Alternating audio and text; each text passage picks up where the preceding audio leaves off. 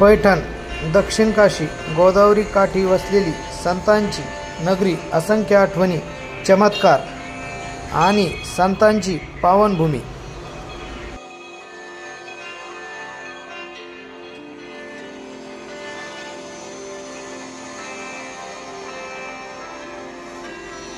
हा आहे नागघाट, जिथे ज्ञानेश्वर माऊलीने रेड्या मुखातून वेद बोलवले होते।